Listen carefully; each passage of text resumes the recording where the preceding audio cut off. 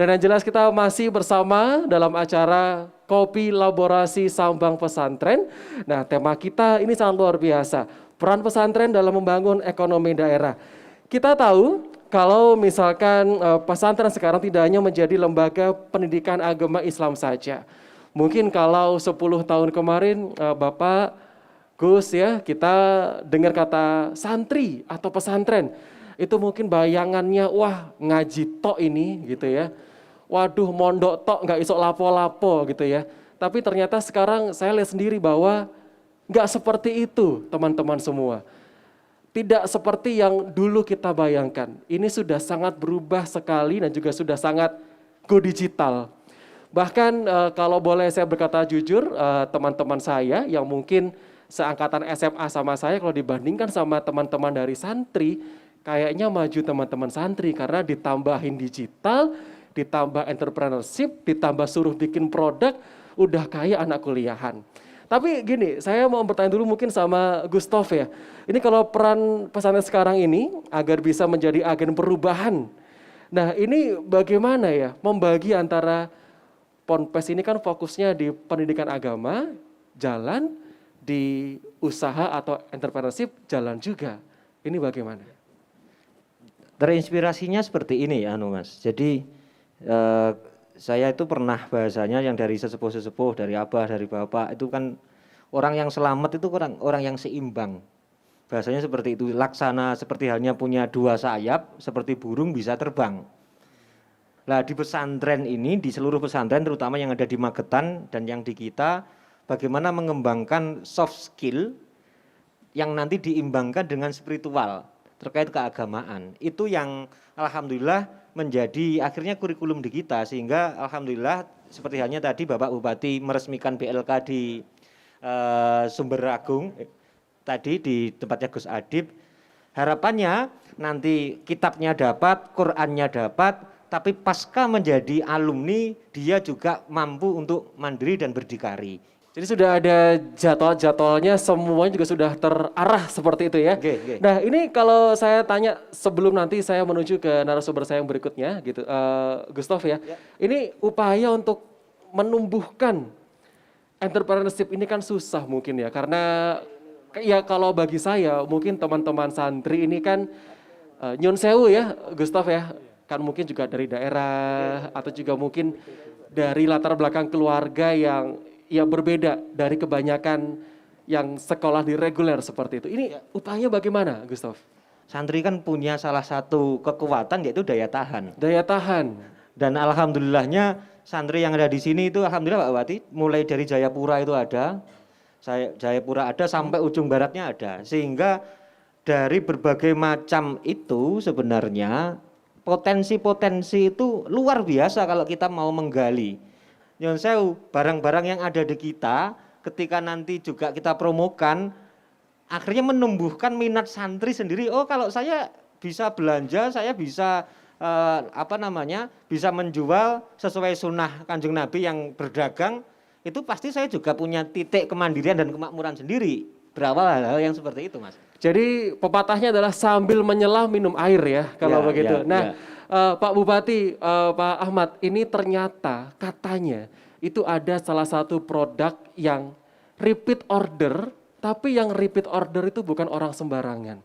Ini katanya ada yang repeat order yang mau memesan itu Ibu Khofifah Indar Parawangsana. Apakah teman-teman di sini tahu atau mungkin juga para hadirin penasaran kira-kira seperti apa? Mari sama-sama kita akan simak yang mana ya.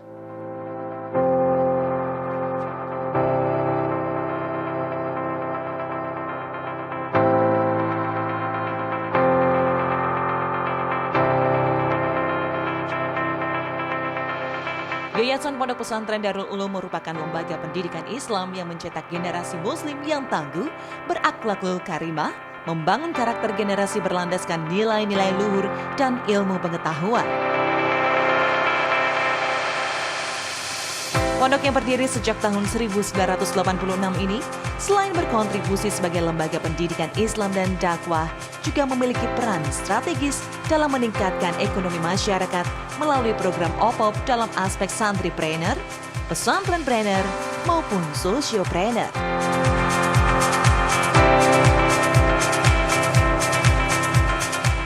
tengah pandemi, Yayasan Pondok Pesantren Darul Ulum tak berhenti berkreasi. Jeli melihat peluang dan cerdik memanfaatkan potensi. Hasilnya, sejumlah produk berhasil diformulasi dan memiliki nilai jual ekonomi. Salah satunya adalah abon ikan gurih.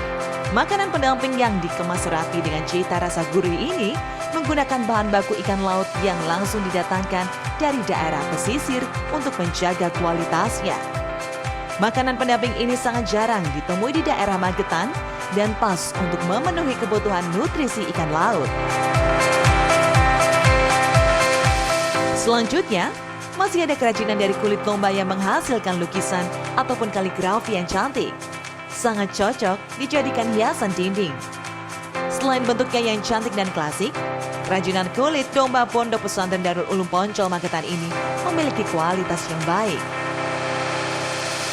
Untuk menghasilkan karya seni bernilai tinggi ini, Ponpes Darul Ulum bahkan mengembangkan sendiri peternakan kambing yang nantinya selain dikembangkan untuk peternakan juga menyuplai kulit untuk dijadikan kerajinan.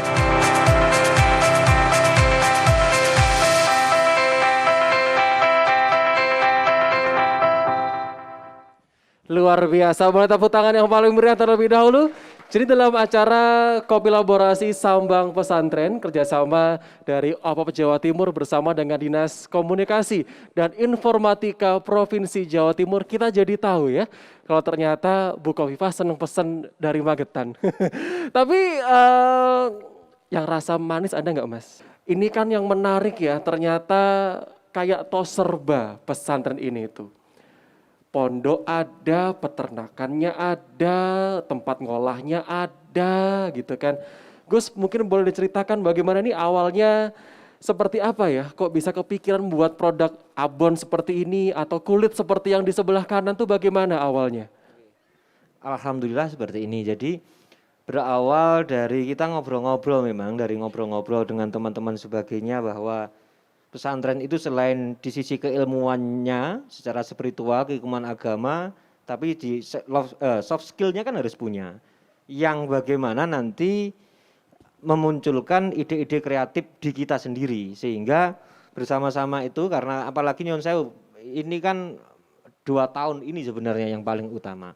Seperti halnya dulu ketika ngomong COVID, maka harus ada nutrisi pendamping yang lebih murah, yang nanti untuk makanan anak-anak santri dan kita juga, sehingga ketika kita ke pasar melihat gereh itu kan langsung muncul ide, wah ini bagus ini, murah, meriah, bergizi tinggi, apalagi ditambah suwuknya para yai, insya Allah kan Murah meriah mantap ya. Murah meriah mantap, sehingga alhamdulillahnya per hari ini kita menikmati bersama-sama dan tanpa sadar ketika apa yang kita produksi dan kita secara pribadi kita konsumsi sendiri, paling tidak nanti sisi-sisi belanja di koperasinya sebagainya juga meningkat, pengeluaran kita keluar juga menurun, sehingga itu berputar di kita sendiri. Baik, baik. Untuk masalah yang kulit katanya punya peternakannya sendiri, ini betul atau salah? Nanti bisa ke belakang rumah, kalau mau langsung investasi juga enggak masalah. Luar biasa. Rumahnya yang mana nih, saya masuk ke sana gitu ya. Dijual berapaan ya kira-kira? Nah, ini rahasia perusahaannya boleh dibongkar nggak ini? Oke. Kalau Nyon Sewu, izin Pak Bupati, Gus Iwan. Kayak abon gereh ini kan kemasan satu on. Ya. Ini kita cukup murah, dijual 12.000 ini, karena memang bahan dasarnya gereh. Okay. Bahan bakarnya dari suuknya para santri katanya gitu. Ini dijual 12.000 dan alhamdulillah Bunda juga memesan ke kita juga, yang langsung kita kirim ke sana. Ini karyanya anak-anak santri sendiri, kayak seperti ini 85.000 Pak Bupati. Oke, terjangkau sekali ya. Boleh tepuk tangan yang paling meriah kalau begitu. Bu Khofifah di-endorse sama pesantren ini untuk nge-review gitu atau bagaimana? Jadi berawalnya yaitu karena potensi Magetan itu pariwisata. Dulu itu Bunda kan ke Taman Bedengan Pak Bupati. Terus sama bule saya, Bu Nyai Fatoni itu kan dikenalkan produk-produk kita ini, sehingga langsung ya kalau mengenalkan ya harus dikirim, akhirnya langsung kita kirim saja seperti itu. komentarnya bagaimana ini melihat hasil karya dari masyarakat Magetan, terutama dari Pondok Pesantren Darul Ulum Magetan ya. Ada abon ikan gering ya, lalu ada juga ini ada jamu, kerajinan kulit yang harganya juga ternyata cukup terjangkau Pak Bupati. Monggo bagaimana ini? Ya, terima kasih. Kami sebagai pemerintah tentu akan harus menciptakan ekosistem yang baik. Juga sarana prasarana. Tahun ini insya Allah kita sudah tender, sudah ada pemenangnya, kita akan membuat rumah promosi. Rumah promosi ini adalah nanti di Sawo sana, ya Sawo, di sentra Sawo sana ini kan setiap Sabtu Minggu rame. Di sebelahnya itu ada bekas Kelurahan Selosari. Itu joglo, kita bagusi, ya kebetulan kita Magetan ini kan uangnya dikit, kita harus cari uang ke pusat gitu ya. Ini dibantu ya oleh pemerintah pusat untuk rumah promosi. Kemudian yang kedua juga kemasan.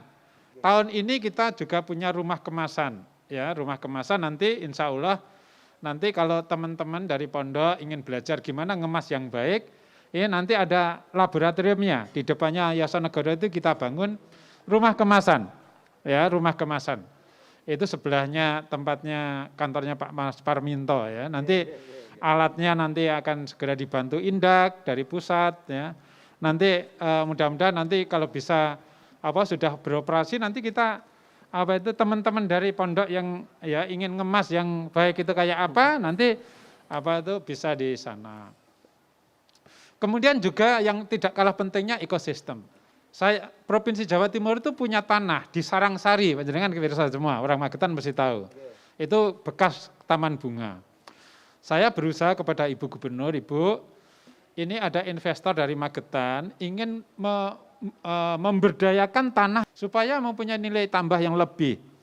Ibu Gubernur setuju, kemudian dikerjasamakan. Saya juga nanti akan ngajak nih pemirsa di rumah dan juga teman-teman yang ada di sini nanti. Saya mau ngajak juga kepada Pak Bupati, ada Pak Ahmad juga ya, untuk ngajak ngicipin bener-bener enak kopo ora gitu kan ya. Tapi yang jelas sebelum saya mau ngajak beliau-beliau untuk nyoba, saya boleh minta tepuk tangan yang paling meriah terlebih dahulu.